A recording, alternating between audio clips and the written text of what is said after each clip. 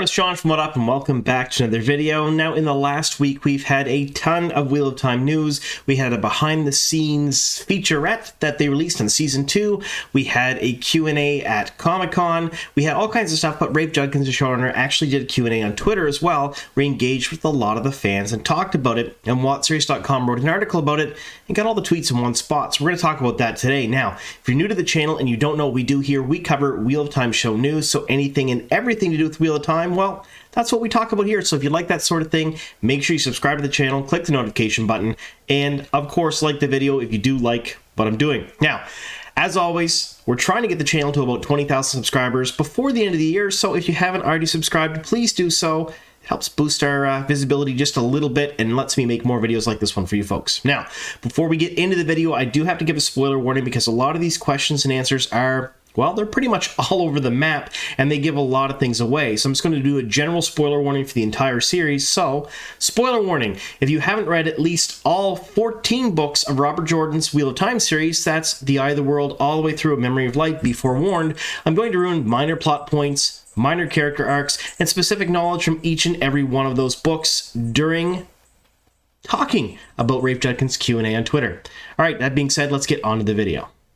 All right, so we're going to dive into this Q&A that he did, and it was pretty interesting because he was doing it as he was having a couple of drinks before he went to dinner, and I think there's a couple of things that he let slip here that perhaps maybe he revealed more information than he wanted to. Either way, it was a great night for us fans. I asked a couple questions, actually one of them answered here. A lot of other people on Twitter time asked questions, so here's the deal. I know not everyone likes Twitter. I know not everyone enjoys social media just in general, but a lot of the people from the Wheel of Time show, whether they be the showrunner himself, Rafe Judkins, the book consultant, Sarah Nakumura, or the cast and the crew, they interact with the fandom a lot on Twitter, including the official Wheel of Time Amazon account. Pretty much solely interacts with the fandom on Twitter. All of the footage that gets released is released there first. All of the casting announcements, every little tidbit they have gets released on Twitter first. They do interact with the fans quite a lot. So it might be worth your time if you're a big Wheel of Time fan to make a Twitter account just solely to interact with other people on Twitter. I mean, you don't have to like Twitter or do anything with it, but there's a lot of really great information in there. I'll leave a few notable Twitter accounts down below, like Rafe Judkins, Sarah Nakumura, the official Wheel of Time account, mine. Of course, I tweet a lot about that Wotseries. We're going to leave that down below as well. Make sure you follow them if you're new to Twitter, because they come out with all kinds of great stuff. Now, here's the other thing I want to say. Now, the article that we're going to talk about today is done by Wotseries.com. Now, if you're new to the Wheel of Time fandom or you don't know who Wotseries.com are, they are a fantastic resource for any and all Wheel of Time news. Now, they are right 99.999 repeating percent of the time, pretty much, so 100% of the time. They haven't been wrong yet. They come out with leaks, they come out with casting announcements, they come out with all kinds of stuff that they find out on their own, and they have released more news than any official account or all official accounts combined at this point about the Wheel of Time series. So if you like that sort of thing, you like reading your news in print, make sure you go follow them over there. If you like listening to news, you like watching it, of course, follow me here and subscribe here. I talk about a lot of their stuff here, and they are great friends of mine, and they're fantastic people, and they really, really work hard in everything they do. And like most of us content creators, they don't get paid a dime to do this. In fact, they kind of spend more money than they make, just like me. So, all right, so we're going to go through some of these Q&A questions. Again, I gave a spoiler warning, but we talk about a lot of different things, and I've left a link to that article by Wotseries down below in the description box. After the video, please go to that article, click on it, bookmark their page, comment on their articles, share it around, show your friends and family. They are a fantastic resource. Let's try to grow their audience a fair bit as well. Now, we're starting out here. I'm not going to read off the Twitter names here. I'm just going to read the questions and then Rafe Judkins' answers, because I'm not going to be able to pronounce most of the Twitter names anyway. So if you're doing the dishes, driving the car, or whatever, I will be reading everything except the actual account names. You're going to have to come back to the video and watch for it if you want to go follow these people on Twitter or ask them specific questions yourself. So, without further ado, let's get through some of these questions. The very first one that we have here, and they are in no particular order. They're completely out of order here. Wotseries just kind of took them and put them all in one great, easily accessible spot so we could all read them. Thank you so much for that, by the way. Can you tell us how much you'll be expanding on the Forsaken in this season? Now, Rafe's answer was, it's a big point of difference from the books in Season 2. You'll spend more time with any Forsaken who's in the show, more how the later books treat the Forsaken than necessarily books 2 or 3 did. Now, I know a lot of people out there are fairly upset about some of the deviations from the book material, and a lot of people are pretty much purists. They want it to follow it word for word, but let's face it, especially for the first half of the series. The bad guys, the Forsaken, are pretty 2D. There's not a lot in their motivations. There's not followed a lot. You don't know a lot about them. And I'm pretty excited that we're going to see more of the Forsaken. Because let's face it, in the first season, we got just a smidge of a Shamiel at the very end in episode 8, but not much else. A few little tidbits here and there of the dreams that the Emond's Fielders were having.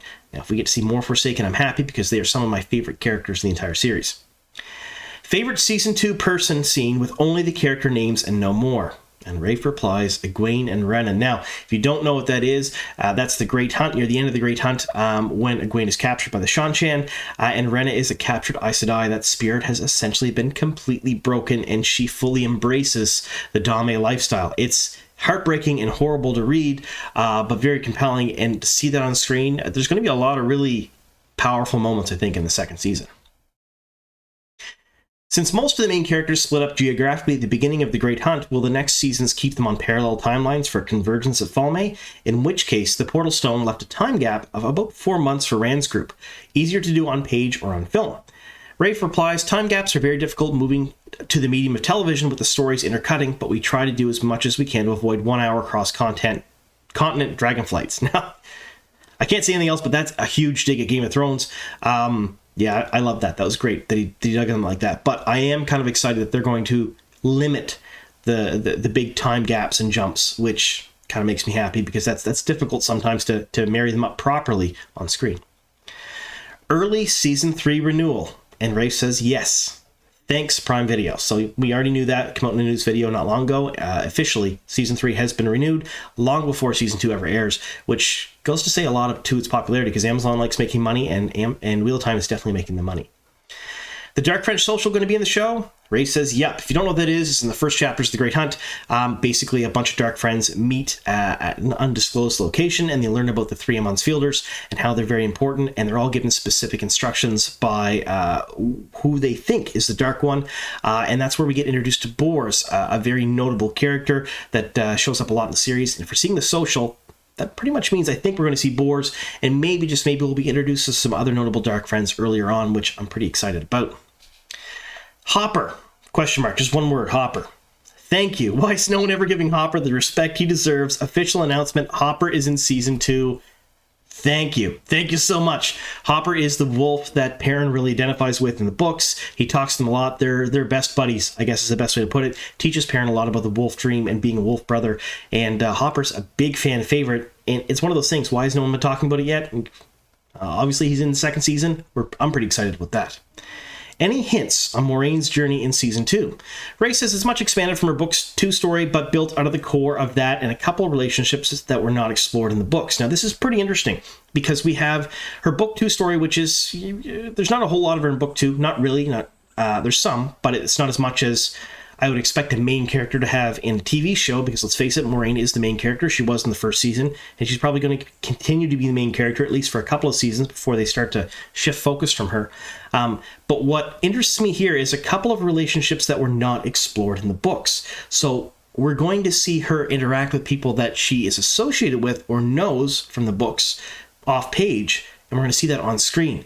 Now, here's my first question to you folks. Who do you think that she's going to interact with off, like that, in the show that she interacted with off page? Will it be other Aes Sedai? Will it be people from her youth, perhaps family?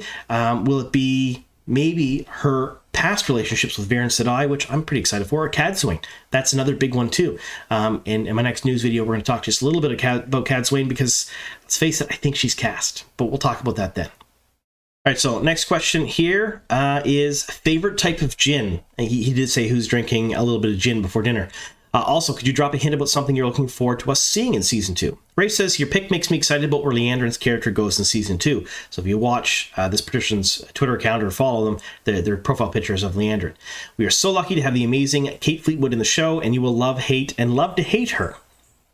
So I think he's saying that we're going to see some more Liandrin in Season 2, which she does have a very hefty storyline in The Great Hunt, involved in some shady stuff with Egwene being captured. Perhaps we'll get to see some of that in Season 2. I'm kind of thinking that's what he's talking about. Any hints on Moiraine's journey in Season 2? Rafe says it's much expanded from her Book 2 story, but built out of the core of that and a couple of relationships that were not explored in the books. So this is kind of the same question, same type of answer that we had earlier. Did everything happen as planned this season, or did you guys have to change anything, as in the last 2 episodes of season 1? Now, if you're unfamiliar with that, essentially we had a main actor leave the show, so Barney Harris left the show. He did not film for episodes 7 or 8. He played Matt Cawthon, and they had a shutdown for COVID as well. That's when a lot of the COVID restrictions came back, and they really had to limit the number of people on set, limit some of the locations. They had to rewrite scripts. I'd seen some of the original storyboarding and scripts for the episode 7 and 8, and they were a fair bit different than what we actually saw on screen. So I think that's what they're talking about there. Rafe said there were unforeseen changes as we shot season 2 immediately after the wrap of episodes 7 and 8, but that's making television. Anyone who tells you there weren't unforeseen changes on their show is lying. So that makes sense. Of course, there's going to be stuff happening that they're not planning for or not expecting, and they have to be agile on their feet, so to speak, to get around it. I have a cheat question about season 1. What was the biggest change in episode 8 that was brought by COVID restrictions compared to what you had originally planned? Now, this is a good one. Rafe says the thing that I like the least that we had originally had Egwene using the wisdom skill she learned in the pilot from Nynaeve to help her after the channeling in Faldera. But last minute COVID changes on the day didn't allow for the same amount of touching, so it got switched and then he puts a face melt emoji. So yeah, there was some changes there. Would it have been a bit better if Egwene used some of those wisdom skills? I think so. I think it would have played out and looked a little bit better on the screen than what happened there. But it is what it is. They did what they could. Will we see more than one of these cities in season 2? Cairhien, Tyr, and Falme? Rafe says yes. So we know we're going to get more than one of them, so at least 2 of those. I personally think we're going to see all 3, but definitely out of those 3, if I had to pick 2, it'd be Cairhien and Falme. Those are my guesses anyway. Are you still sticking with the fun cold opens? I like this because I love the cold opens for the first season. Ray says, yep, it's our ode to the out of point of view chapters in the books, and we will always have them, which is great. So the cold opens in the first season were some of the best scenes in the entire series, and I'm really glad they're going to keep those. Which books make it into season 2? And Ray says pieces of 1, 2, and 3, which is pretty much what most of the fandom expects. We know we're going to get plot lines from the Great Hunt because it's based pretty much around the Great Hunt. There's some stuff they didn't talk about in season 1 that we're probably going to see. I'm going to guess some of the royal stuff. And then book 3, the Dragon Reborn stuff, is probably a lot of Rand's journey. Maybe, just maybe, he goes to the stone in the second season instead of wherever he goes in the books, just to Falme and to Cairhien. We have no idea, but we're going to see parts of all those. And now this question was for me. Before I read out the question, I will say a lot of people took this question seriously, and some people were very upset with me because they thought I didn't know what the books were, that they thought I really super wanted these changes. I was just being funny, and I didn't expect Rafe to answer it, and he did. So I said I have to ask Gawain, and I guess the lesser brother Galad actually beat Matt in the water training yard in the show, right? There's no way they lose on screen, is there? And Rafe says this is an iconic scene from the book, and we are building to a believable version of it in the show, hopefully. Again, I was having a little bit of fun with that question. I'm glad he answered it because realistically, we haven't seen Matt do much of anything in the first season. There was no showcase of his skills with the quarterstaff. I know in the books he learned it from his father and he was quite skilled at it and quite good. And then after coming out of being healed, there was maybe some enhancing of that, but there was no mention of that in the show whatsoever in the first season, so they're going to have to show him training, I guess, to make the audience, at least people who didn't read the books, believe that he can beat 2 trained royals. And this is kind of confirmation we're going to get it. They're building to a believable version, so I'm pretty happy about that. Will weaves appear in the same for the coming seasons? Congrats on season 3, by the way. And Ray says they're getting a bit of a revamp for season 2, threads and colors and bears, oh my, but no bears. So in the first season, a lot of the complaints people had were was about the power, and all the weaves looked the same. They all pretty much had the same color. It was really hard to differentiate on screen. There was no weaving. It just kind of, was strands of power. What he's saying here is we're going to get more weaves. We're going to get the elements actually woven together like Jordan did in his hard magic system, which I'm pretty excited about. And the bear comment was, there was a joke a very long time ago before season 1 aired where Sarah Nakumura and Rafe were joking on Twitter, and they recounted a story where in the writer's room wanted to have Perrin talk to bears instead of wolves, and it was a serious thing. They really did want that, and Sarah and Rafe had to put their foot down and say, that's not happening, that's kind of dumb. So that's where that comes from. First off, G&T is divine. Again, another reference to him drinking. Second, I want to know if you get more chances to expand the dialogue more to let us see the characters better. Rafe answers, we are always trying to. Lots of one-on-one scenes that didn't get shot or didn't make the cuts, but I'm always fighting for them. I think that's where the characters really live or die, and our actors can always deliver when it's just two people in a room talking. Now, for me, a lot of the book series that I really like is the characterization. It's the interaction between the characters, the relationships. That's what makes the book series for me. I mean, the battles and the fantasy and the lore and all that stuff, that's great, but the characters really make the books for me, and I like that he is keeping that. I like that he's trying to keep the characters together, and we've seen that in season 1 in a couple different instances where we had almost word-for-word dialogue from the books in certain spots. Not all the time, of course, but there were a couple of ones, and I think keeping it to a minimum really made it that much more impactful, at least for me anyway. All right, what is the scene you dreamed of bringing alive the most, and have you filmed it yet? And Rafe said the scene is in the final episode of the show, and that's exciting. That's really exciting. So for me, final episode of season 2, my guess, and this is just a guess, remember I have no specific knowledge behind this. This is all conjecture on my part. I think they're talking about the Battle of Falme. Maybe perhaps even blowing the Horn of Valir. I have no idea, but I hope that's what he's talking about. Which new cast member gave you the best, yep, that's insert cast member name, moment in season 2 filming? And Rafe says, I think this moment will be the first or second trailer of season 2. It lives rent-free in my mind at all times. That's pretty exciting for me because we're going to get trailers. My guess is probably sometime on or about the end of Lord of the Rings, because we have Netflix premiering House of the Dragon soon, end of August, I believe, and then Amazon is premiering its next big fantasy show, Lord of the Rings, in September, and we've heard through the grapevine from a number of people that they're looking at not doing a whole lot of marketing for the Wheel of Time until after Lord of the Rings is done. So I'm kind of excited to see this trailer this fall or maybe early winter. How many episodes will season 2 be? If only 8 again, will they be longer? Now, this is a big bone of contention for fans in the first season. A lot of people want more episodes and longer run times because the pacing was not great. It was cut apart a little bit in the editing system, I think. And Rafe answers, they are longer than the first season, but yes, still only 8. But that's some heartening news that they're going to be longer, which means that he has more time to add to the screen. Maybe some scenes won't be cut that we hope to see. All right, so next we have, are the Wheel of Time origins canon to the TV show or just a pretty amazing side piece where the stories of origins aren't the mythology used in the show? Rafe says they're canon, which makes sense. They're used to explain some things that aren't explained in the show, and I think they've gone on record a couple times and said they're not required watching, but they recommend it, definitely. And I've watched them, and they're absolutely amazing. They are better, in my opinion, than parts of the show itself. So definitely, if you haven't seen the origins things, watch them. They're on Prime. They're under the extras there in the X-ray and stuff. Make sure you see them. So if you go into your app, they're right there and under the extras. But I have been hearing from some people who watch the channel that they're not everywhere in the world yet.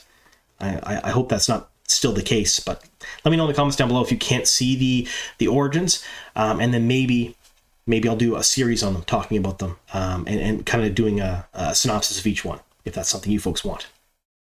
All right, which character had his plot changed the most compared to the books? Rafe said Matt, but we try to bring the characters back to where they should be by the end of season 2, and that makes sense because, let's face it, they cut Matt out of 7 and 8 because Barney Harris walked away from production for whatever reason, and didn't film those 2 episodes, and there was a lot of stuff that he was supposed to be involved in, so they probably had to change what was going on with him and his full story for those, and they probably had to change a lot of what they had planned out for season 2 to kind of bring him to where they wanted him to be, so that makes sense. What is the journey like for Moiraine and Liandrin in season 2 with their bond still masked? Rafe says, another big departure point for us from the books is making much more story from Moiraine and Liandrin. We aren't sitting these 2 amazing actors on the beach for a season, or on the bench for a season, rather, so we take what's in book 2 for them and expand it in a huge way. That's all I can say, which again makes sense. A lot of us in the fandom, a lot of people who've read the books, understand that Moiraine and Liandrin have big gaps where they're not in the books, because, let's face it, they're not the main characters, but in the show, they're pretty much the top billed actor and actress of the show. They're pretty famous, and they bring a lot of star power, so of course they were billed as the main actor and actress for the first season, and I suspect that's going to be the case for a while. All right, so why did you guys decide not to make the dagger instant death like the books? How did Loyal survive being stabbed by the dagger? Ray says, is a story best told in a steading. Well, there's some interesting theory to what that means. I have no idea what that could mean. Let me know in the comments down below. What do you think he's talking about there?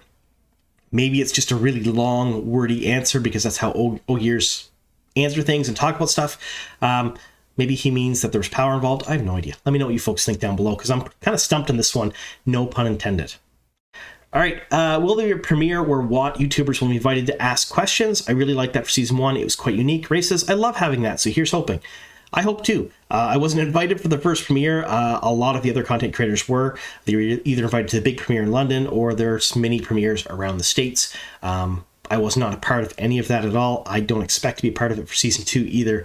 But I really hope they get to do it again because I'm friends with a lot of those creators and they had a fantastic time. They made some relationships with the cast, crew, and production team.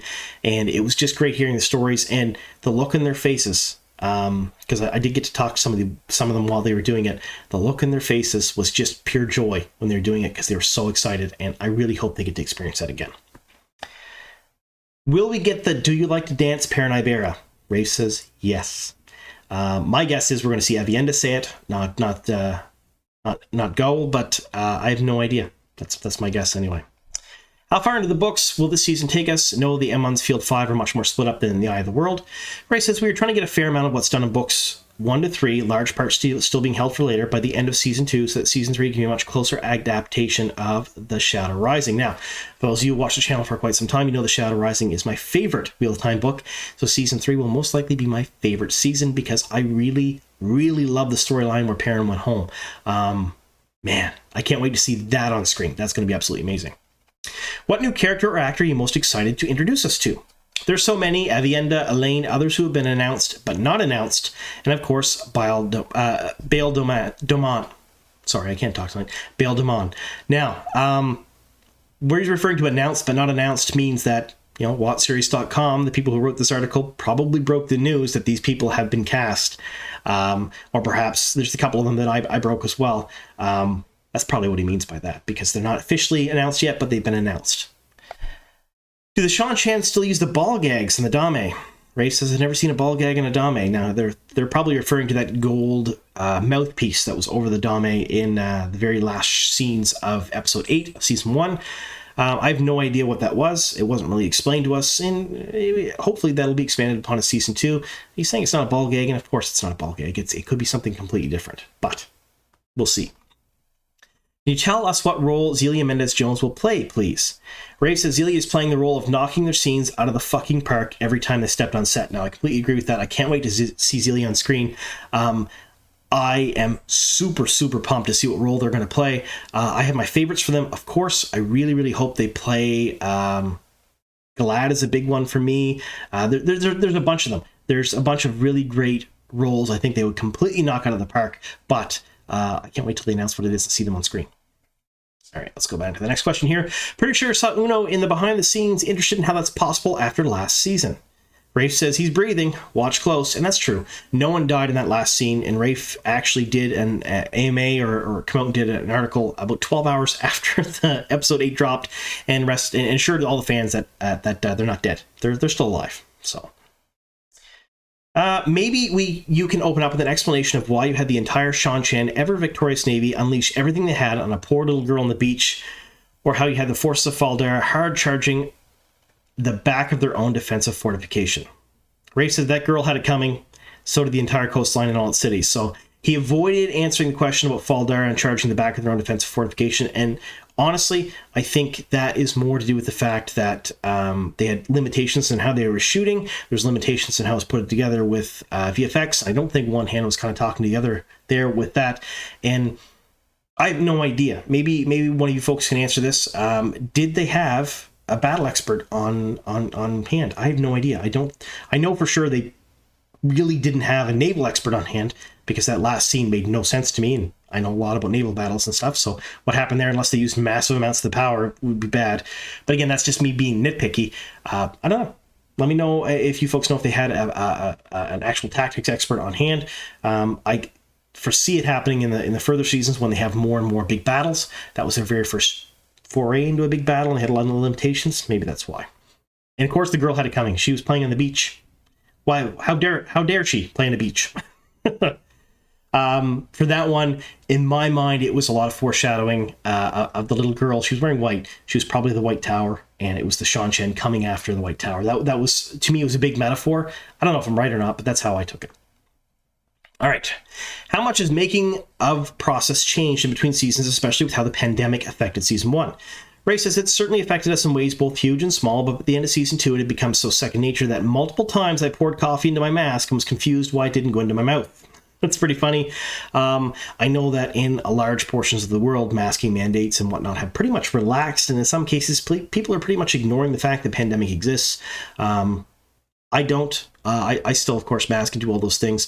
I'm required to for my employer, and so is my wife. And even if we weren't, we would anyway, because we do. But yeah, it becomes second nature pretty quick. Next question. Please tell us Gallon won't be likable. Please, please, please. You can't do this to me. And then Rafe says, I love every character right. I think you have to find a way to.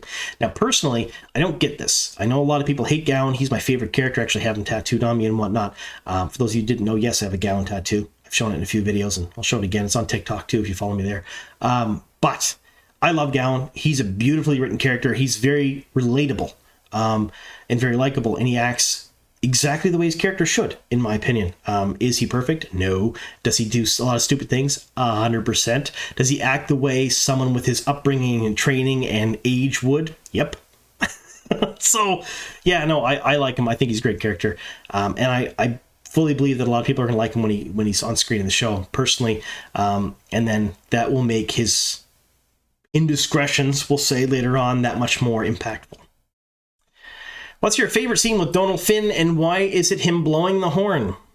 And Rafe says, Let Donald Toot is now the rallying cry of generation. He's not giving anything away there, but Let Donald Toot is kind of a play on, there was an original hashtag that came out when the show was still filming season 1, before everyone knew that Barney Harris left, and it was Let Barney Blow. So that's kind of a play on that, I think. Is Liandrin's friend a North Harbor friend, a dark friend, or both? And if you don't know what North Harbor friend means, take a look at the map of Tar Valon and find North Harbor. And it'll be hard for some of you, but find it, and then you'll understand why. Rafe says, I wouldn't tell you even if you used a weave of compulsion. And Sarah Nakumura says, well, technically. And then Rafe says, Sarah Nakamura, even correcting my book knowledge jokes, I hate it when she's right, but that's how she saves the show every day. And what she's saying is this, if compulsion was using Rafe, he'd do whatever you wanted. That was the joke there. Does Matt get to wander the tower practice yard, or do we learn of Jerome? Now, I probably pronounced it wrong, sorry. Rafe says, get your origins on. So we're going to see some of this stuff in Origins. We've seen some of it already. We're going to see some more of it. Again, there's more Origins coming out, I think, in August. They've already shown parts of 2 of them to people who are at San Diego Comic-Con. I got to see a little bit of each one of them. I wasn't there, but I had videos sent to me, and they're fantastic. They're absolutely great. So that's what he's saying there. When will Rand's luscious curly locks return? He says, ask Yosha Sardowski. He should be growing them now. Why did he shave his head for season 2? No idea. When are they coming back? Probably near the end of season 2 or season 3. I'm guessing it's part of him trying to hide who he was and his heritage and things going on screen. That's my guess anyway. We're going to hear more about Moiraine's dog, Jenny. A few of us had theories that there may be more to that story. And Ray says, please make Rami Park do an Origins episode about this. So yeah, no, 100%. If you follow Rami Park on Twitter or on Instagram, she was the writer and producer for the Origins, and she also did some stuff for season 2. So yeah, tag her and stuff and say, we want more Jenny, the dog. Tell her we want Scratch the cat too. I haven't seen Egwene's cat yet, and that kind of bothers me a little bit. All right, now we're going to move on here. How cool is it actually seeing a fade nailed to a door? Did you pick up a hammer and help mount the fella? Rafe says, I genuinely loved it. I loved it too. It's pretty iconic, and I can't wait to see that on the screen. Next question. In comparison to season 1, how much queer rep is there going to be? And Rafe answers, it depends on how many great memes you churn out. Kind of a funny answer. My guess is we're going to see equal or more. That's my guess anyway. But if you want more, make sure you're making some memes. Tag Rafe in all your memes. Apparently he likes memes. So more memes is good.